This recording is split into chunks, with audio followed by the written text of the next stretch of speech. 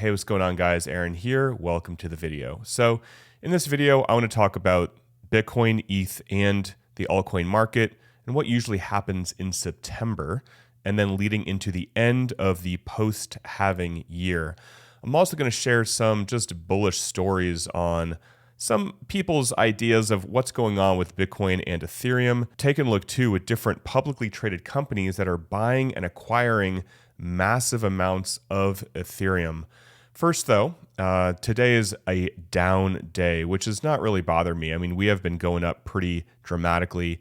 Bitcoin is having a bit of a cool off. Yesterday it breached 122K, and now we came back down very quickly. So none of this concerns me. Again, we are in a bull market, and I think this is going to go higher with obvious retracements and volatility. There's no way to get gains like this without stomaching quite a lot of volatility.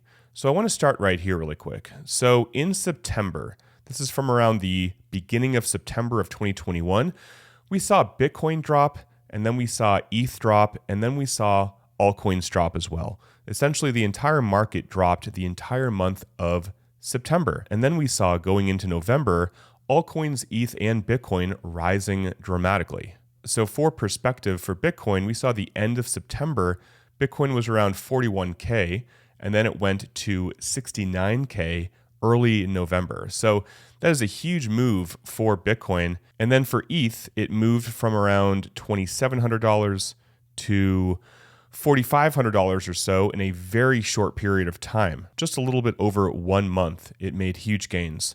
So again, volatility is the name of the game.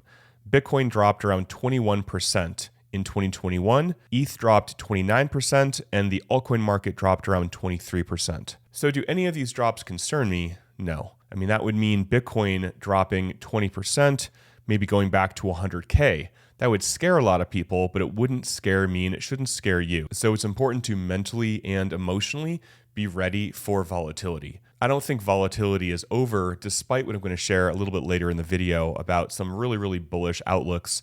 Also, guys, if you are a trader, BTCC is still offering quite a sizable bonus as well as very low trading fees.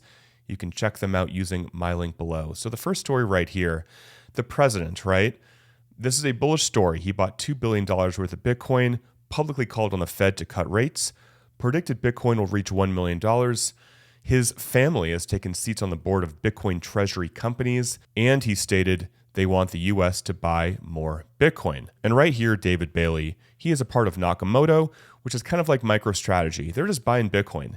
So yesterday, or actually 9 hours ago, he says, ever since getting into Bitcoin, I've always had this dream of smash buying $1 billion of Bitcoin in a single bid. Tomorrow, that dream comes true. And yeah, so technically he said it's $762.5 million.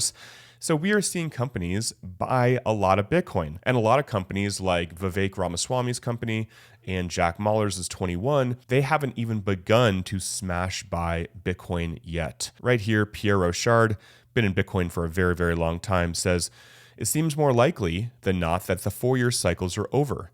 Halvings are immaterial to trading float. 95% of the Bitcoin have been mined. Supply coming from buying out OGs, so basically whales that have been here a long time. Demand is the sum of spot retail and ETPs, exchange traded products, getting added to wealth platforms, again, treasury companies, just a lot of bullish news here. Right here, why ETH is going to 80K. Now, again, this is just like crazy math. Institutions buying billions of ETH, which is true, and I'll get to that in just a sec. Billions in ETF inflows, true. The Genius Act, which will open up stablecoins, which could be built on Ethereum, very true. Large companies launching layer 2s, stock market going on chain, and Vitalik still washes his clothes by hand. So that's a little bit of a joke. But what isn't a joke is right here. We have SharpLink Gaming is going all in on ETH. So they just acquired another 102,000 ETH and announced they raised $900 million last week. That's huge. And that takes me to this chart right here. So Bitmine currently owns 1.2 million ETH. Crazy. SharpLink, 521,000 ETH. And that's before SharpLink just acquired another 102K. So that would bring it to over 600,000 ETH. And other companies like the Ether Machine, BitDigital, BTCS, they own anywhere from $294 million of ETH all the way again to Bitmine acquiring just under $5 billion of ETH. So a lot of people want to know, what should they do? Should they sell everything in early September and wait for the drop? Should they sell now because the drop is going to happen now? Again, there's a lot of charts showing that anything can happen, and all of the models from previous cycles can be broken. So I don't really encourage people to take massive bets based on previous cycles or based on somebody on X. It's not really a great idea, in my opinion, right? In my opinion, it's about having some fiat that you'll deploy if there is a flash crash of maybe 20%, like I just shared with you, happens historically, or at least happened in 2021 in September.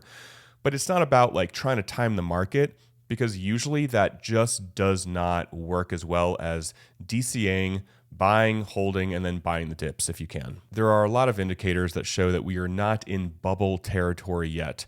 I've shared those in previous videos, and I'll share those in future videos as well, keeping you guys up to date. So make sure to subscribe if you want to catch those videos.